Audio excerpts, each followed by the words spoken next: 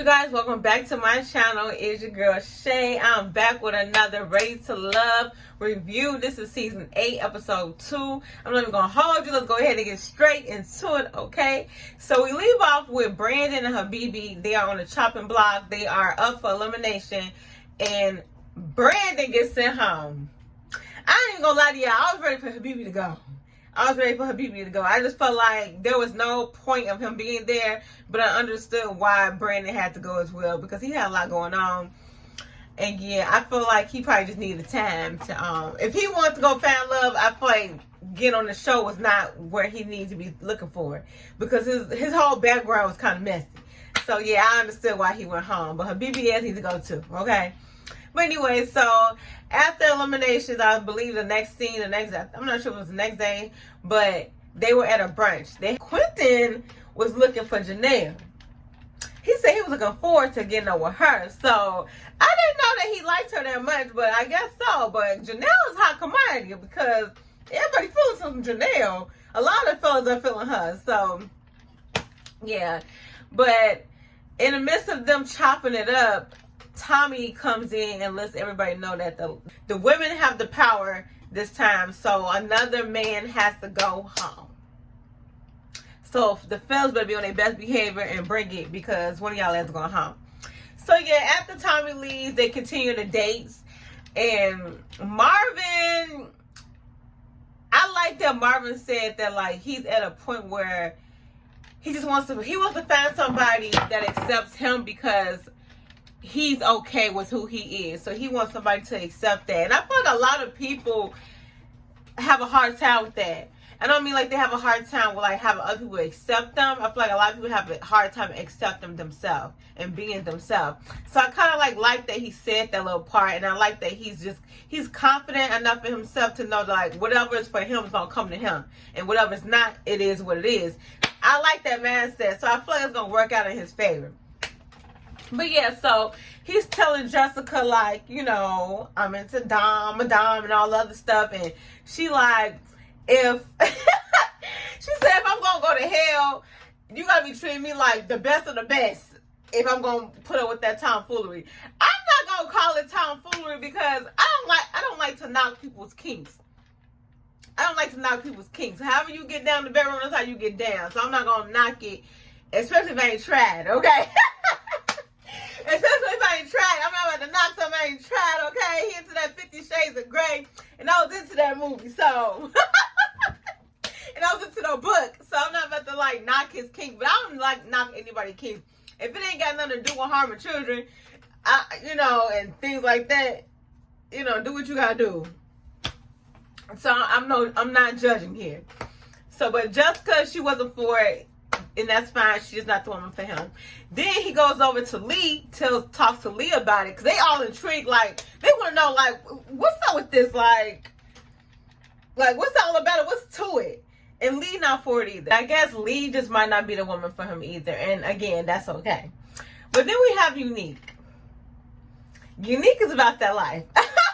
At least she kind of wants to be about that life. But I'm kind of like confused with her, because I feel like on one hand, she might like him, but on the other, I just feel like she just might be infatuated with him. Like, I don't know if she really just is actually into him, or she just into him because this is something new and it seems like cool and different. You know what I'm saying? Because once that infatuation that cloud clears up, you might not like the person for real. So I'm kind of like confused with her, and the fact that like she's not into red. I'll get into that. And this is off topic, but low-key, Marvin reminds me of handsome Squidward. And that's not an insult or anything. He's just handsome, but like in a handsome Squidward way.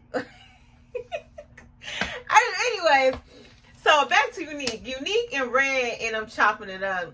And Red is still in his feelings about what Unique said, and I understand it, especially after he explained, like, he worked his ass off, and for her to call it a thought job, it's kind of insulting, which it kind of is. But I see what she meant too, because I kind of feel like that too, like the hoes be flocking, okay? That's kind of how I look at it. But the thing with Unique is this: you're into Marvin, Marvin is a erotic Arthur. He's into all this dominatrix type shit, 50 Shades of Grey type stuff. But Red is a DJ and a comedian, and you're not into him because of his profession, and you're calling it a thought job, but you're into Marvin. Am I making any sense? Because, girl, it don't make sense to me. The math ain't mathing. Just say that you're not into Red and keep it at that. And I don't blame you because I don't like Red as either. He look like a goddamn light-skinned Ninja Turtle. I don't like him. But that's that on that with them. So Taquilla sets up a group date. She invites Janelle, Akira, I believe that's her name, aka White Boots. And then as far as the fellas, she invites Phil, Red, and Habibi.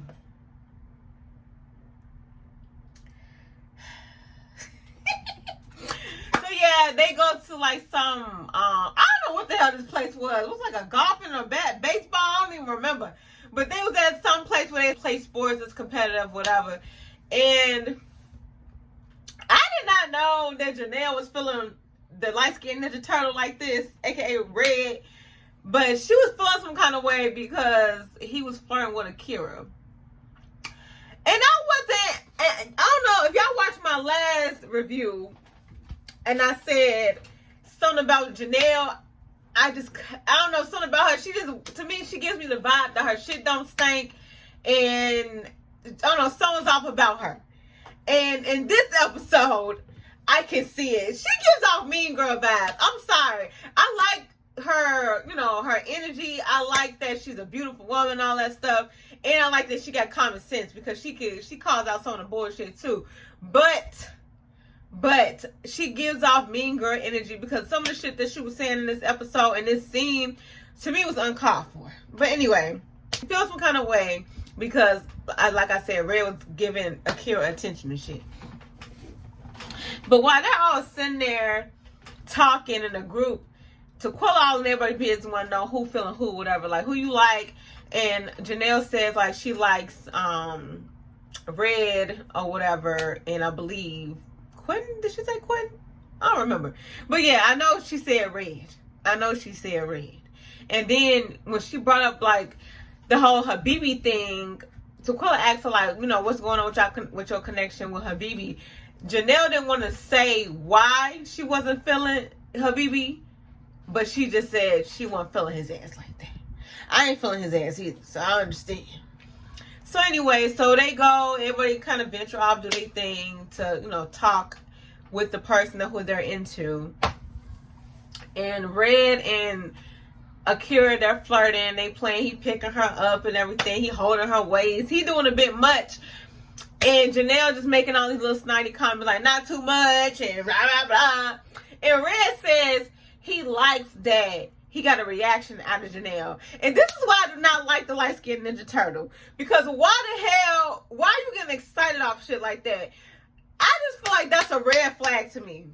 Anytime a man gets a high off another woman reacting in a bad way to how he's acting towards another woman, to me it's a red flag. It's a red goddamn flag. It should be a turn off, in my opinion. But he's turned on by it, and he's getting all giddy about it. And I'm just like, I don't like that. Because that means he wants to pit these women against each other. And then I feel like him even picking her up, I feel like he did that shit on purpose. Because, like, when he grabbed her waist, she was like, you know, not too much. Janelle was saying, like, not too much, woo, woo, woo. And he thought that shit was funny. He enjoyed that he enjoyed making her jealous. He enjoyed making her jealous. So I know he picked Akira up on purpose just to get a reaction out of Janelle. Like, y'all come on now. Like, and Janelle, you too damn smart to be falling for the okie doke. Too damn smart to be falling for the okie doke. I didn't understand it at all. So anyways, so now we see Taquilla and Habibi. And Habibi was telling her how he cheated in the past, blah, blah, blah. And Taquilla was like, you know, why'd you cheat? What happened? Blah, blah. And he's like, she wasn't sucking my...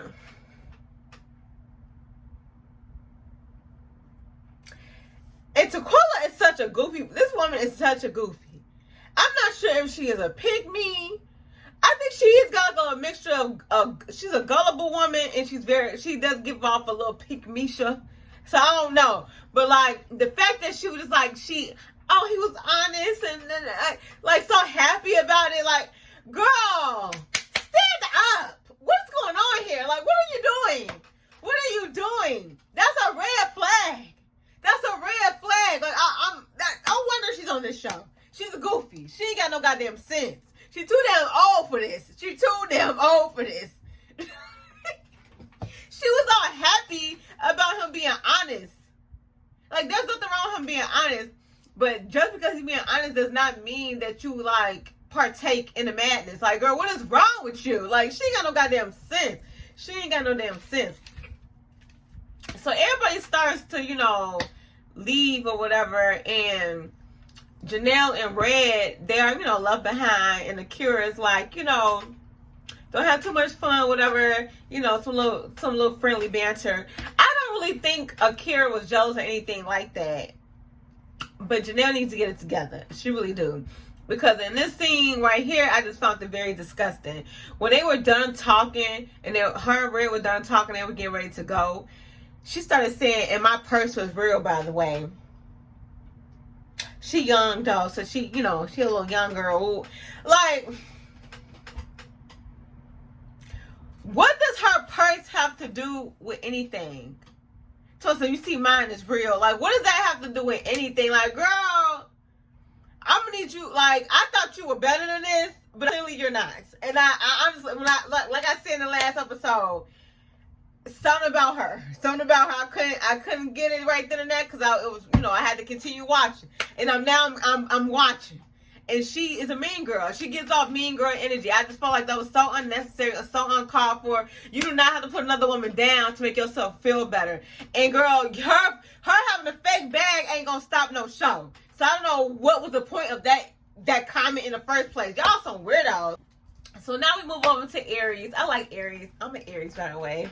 But but we move on to Aries. And Aries also has a group date. She invites Sierra, and I believe it's Jessica.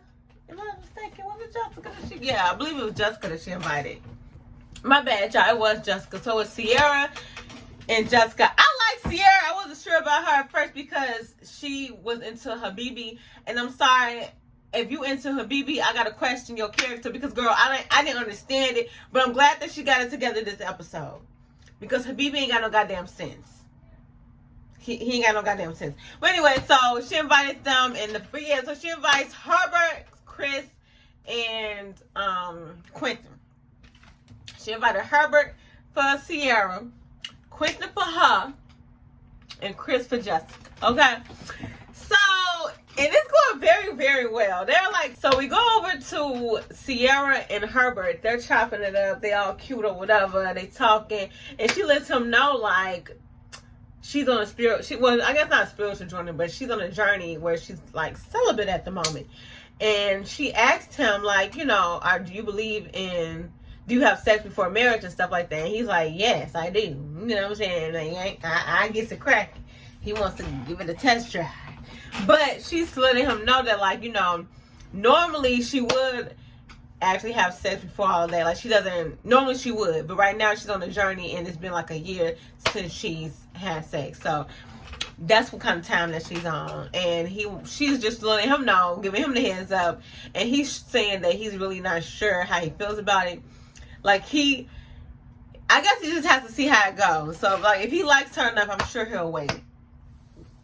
So we move over to Chris and Jessica, and they get deep into their conversation. I like Chris. He's like very handsome. He's Nigerian, but he's handsome. And I'm not saying that Nigerians are not handsome, but like Nigerians, y'all know. If you know, you know. But he was just telling her that in his culture, they have like arranged marriages and stuff like that. But he told his people like, oh, no, Not over here. He choosing his own woman. He got time for that. He said even his brother, his marriage was arranged, but he didn't want that. He wants to choose his wife by himself, and that's totally understandable. And Jessica enjoyed the conversation, and she liked that he was able to, like, you know, take a deep dive into his life and share it with her. So she felt a little special because of that. So now we move over to Aries and Quinn. They on the couch, touchy feeling, looking into each other's eyes or whatnot. And he's asking her, like, how do you feel about dating somebody that's like 10 years younger? And honestly, I don't see a problem. At first, I used to be like, I would never date somebody that's that much younger than me. Woo, woo, woo.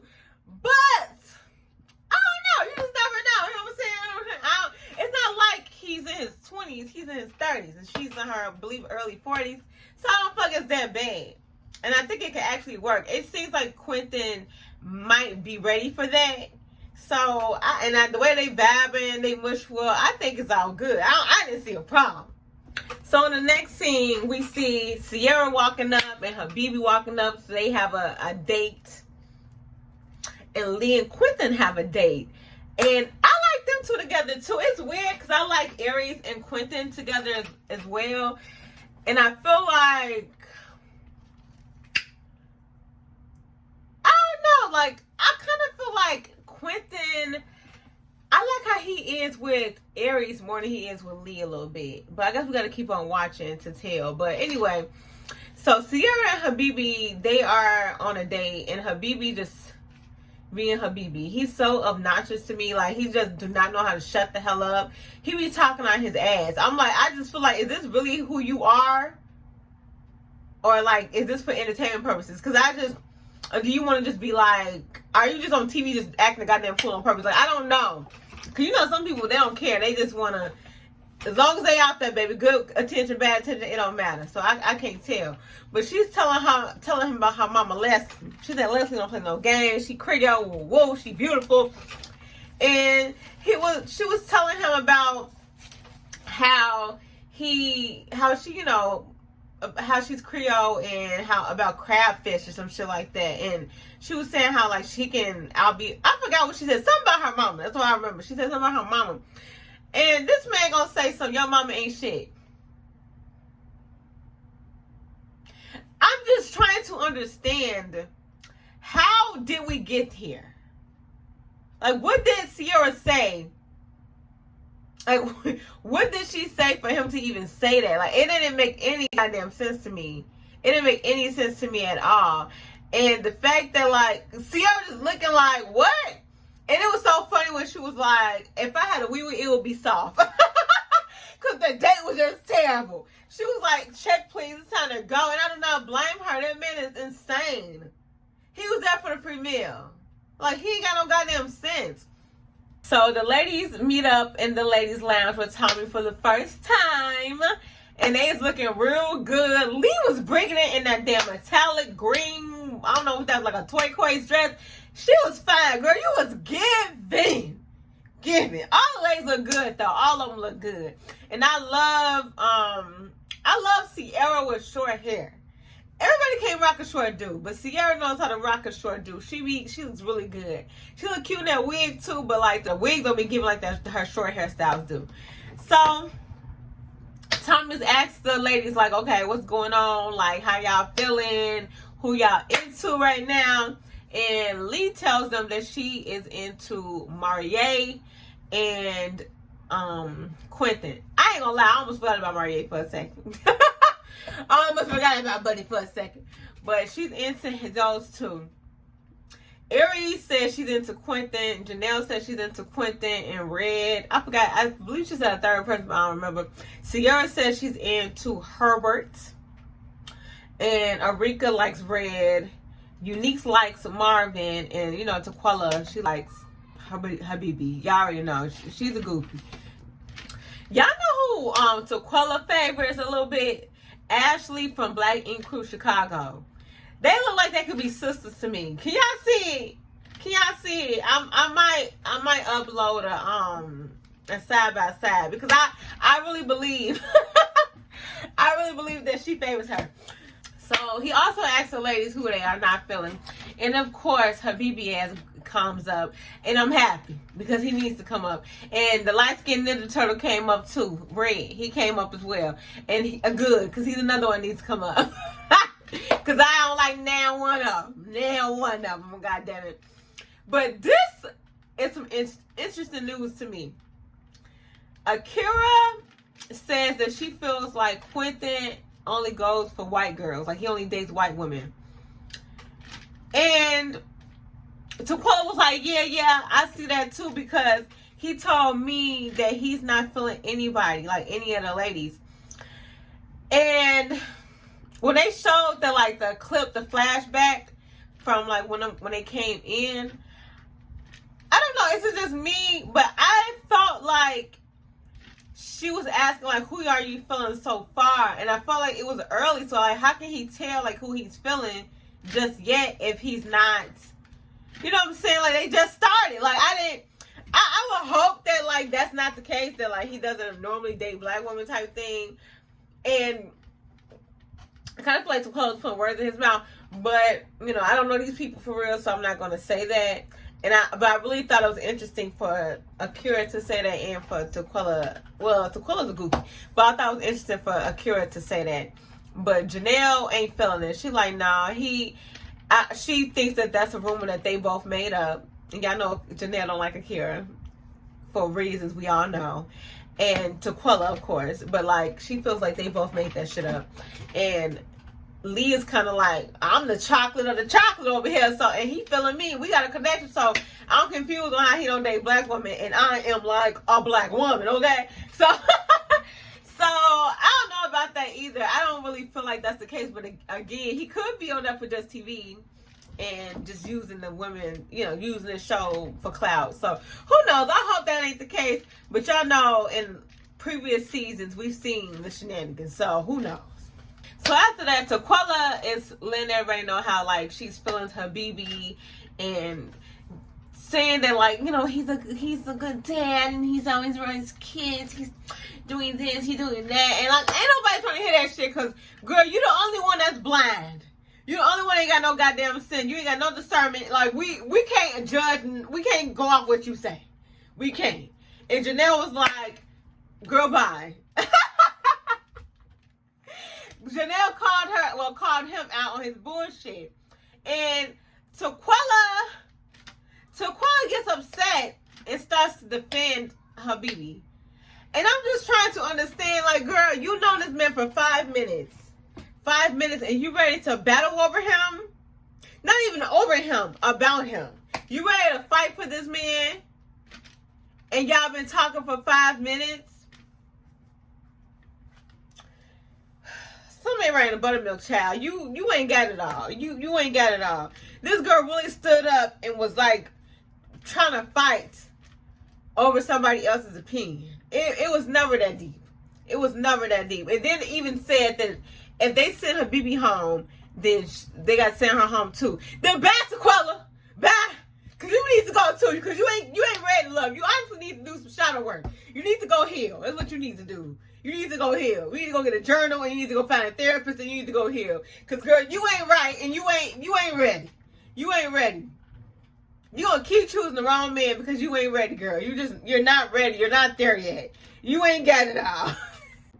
And Janelle lets them know that like, yo, Habibi said something like, you know, something about her boobs and how he gonna suck them. And Taquella has the audacity to say it's because of the energy that you bring, the energy that comes off. Like, girl, what? That's just blank disrespect. Like, what are you talking about? Like, how are you defending this man? You don't know this man from a can of paint. You've been talking to this man for 5 minutes. For 5 minutes. And you ready to go to war for him. You ready to defend this man's honor. Like, she needs to go. She said if Habibi goes, then she wants to go too. Let her ass go home. Hopefully the man sent her ass home anyway, because something ain't right in the buttermilk. She ain't got it all. It's scrambled. Like, clearly. She got some type of daddy issues or something. Because, girl, it don't make no sense. It don't make no sense. Even mommy issues, I don't know. But something ain't right with her. So after everything settles down, they make a decision on who they feel like should go home. And Sierra, y'all know how they gotta do the dates, the farewell dates. Sierra meets up with Habibi, and Akira meets up with Red, and they let them know, like, hey, the ladies have, come together and feel like you're not ready to love, or you are ready to love. And fortunately for the light-skinned Ninja Turtle, Red, he gets to stay. He is ready for love. But Habibi is finally gone. Habibi is gone, and he's shocked. But he's gone. So that was the end of that episode, you guys. Make sure that you like, share, subscribe, comment below. Let's talk about it. Make sure you guys check out my online t-shirt shop at shopletsgoboys.com. I'm going to leave it in the description below. I appreciate everybody who has been supporting my business. I've been getting a lot of new orders, of course, and it's from all over the place. So clearly, all this advertising that I'm doing on TikTok and my YouTube channel is working. So I really appreciate it, guys. So again, I'll see you guys in the next video. Hope you enjoy. Deuces.